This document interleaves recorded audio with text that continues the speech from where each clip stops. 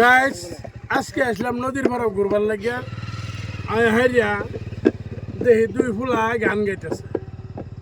তারপরে যে মনটা আর মানলো না, আমি গাড়িটা রাখিয়া নেমে আয়া বললাম কিরম ধরনের গানটা গায় আইনারও কিছু একটু শোনায়। আমার কিন্তু ভীষণ ভালো লাগছে।